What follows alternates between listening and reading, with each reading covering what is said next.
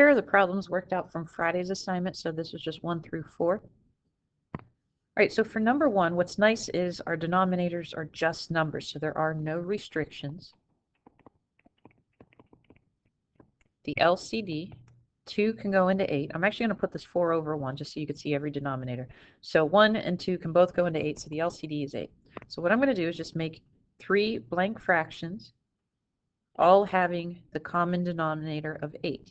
So now I'm going to go back and adjust my numerators. Well, the first fraction already had the 8, so I don't have to multiply the x squared by anything. Next, the 1 got multiplied by 8, so 4 times 8 is going to give me 32. 2 gets multiplied by 4 to get 8, so I would just multiply the x by 4. So what's happening now, this is what I was showing you guys in yesterday's video lesson, I can really just ignore the denominators or clear the denominators here because technically I'm multiplying everything up here by 8. So I could just, if the denominators are equal on both sides, I don't need them anymore. So now I'm just left with x squared minus 32 equals 4x. I have a quadratic, so I'm going to bring the 4x over, put it in the middle.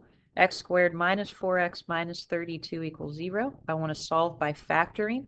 So this trinomial will factor into, we'll make 2 sets of parentheses, x's in both.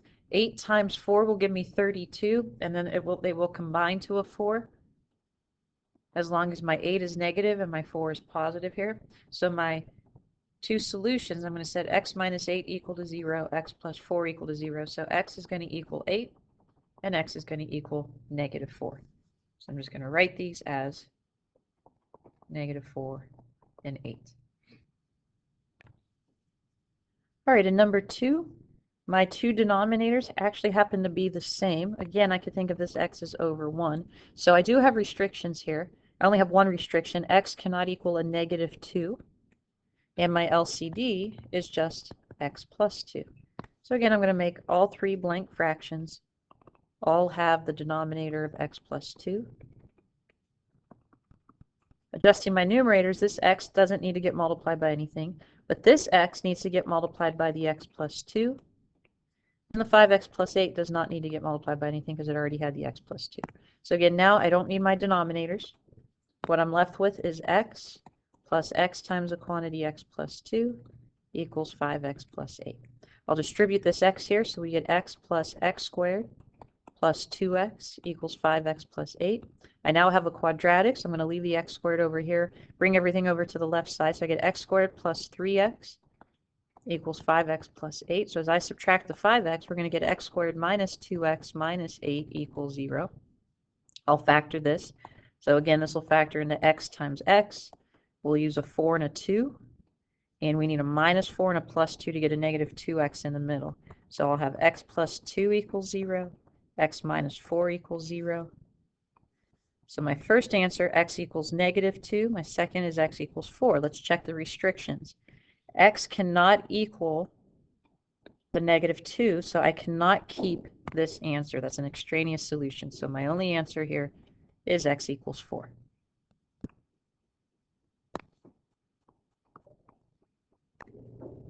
All right, for number 3. Now this one looks a little different, but my LCD is just going to be x times the quantity x squared minus 2. But to get restrictions, this first x right over here cannot equal 0. To figure out the other restrictions, I'm going to set x squared minus 2 equal to 0. X squared would equal 2. And then take the square root, so x is going to equal plus or minus radical 2. The chances of us getting an answer like that is very rare. So those are my restrictions. So now I want to make 2 fractions here. My LCD is x times the quantity x squared minus 2. So that means the x plus 10 just needed to get multiplied by the x, and the 4 needs to get multiplied by the x squared minus 2. So again, at this point, and I hope this kind of makes it a little bit more obvious as to why we could just cancel our fractions, because now we just have one fraction equal to another. So if my denominators are the same, my numerators have to be equal. So again, I could just simply say I'm multiplying both sides by the LCD. Then I'll distribute. So up top, I'm left with x squared plus 10x equals 4x squared minus 8. I'm going to bring everything over to the right side. So 4x squared minus x squared is 3x squared. Then a minus 10x minus 8 equals 0. We'll still factor into 2 sets of parentheses. Only way to factor 3x squared is 3x and x. So for the 8, I'm going to try 4 and 2. I'm actually going to put the 4 over here because this will give me a 12x, and then a 2x will get me to a 10x. I need it to be negative, so I need a negative 12x plus 2x. So here, our answers are going to come from the 3x plus 2. We'll set that equal to 0. And then x minus 4, we'll set that equal to 0. So solving this, we'll get 3x. We'll subtract 2, divide by 3. So x is going to equal to negative 2/3. Definitely not one of our restrictions. And the other one is x is equal to 4.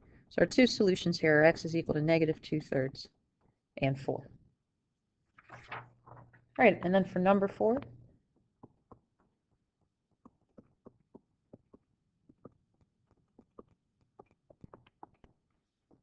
all right, so writing our restrictions here, we just have two monomial x's, so that just means x cannot equal 0. Our LCD, we have a 2 that can go into 12, and then we need an x. So I'm going to make all three fractions have a 12x. And then we'll adjust the numerators. So the first denominator had a 2x. All I had to do was multiply it by 6, so 5 times 6 will give me a 30. This x in our second denominator had to get multiplied by a 12, so 2 times 12 is 24.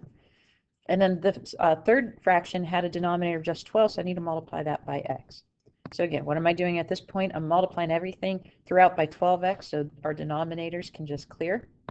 And I'm left with 30 equals 24 minus x. This is a nice linear equation. I'm going to subtract 24 from both sides, so we get 6 is equal to a negative x. Divide by negative 1, so x is going to equal negative 6. It does not match our restriction, so this is our solution. After seeing these 4 problems worked out, still, if you have questions, please let me know.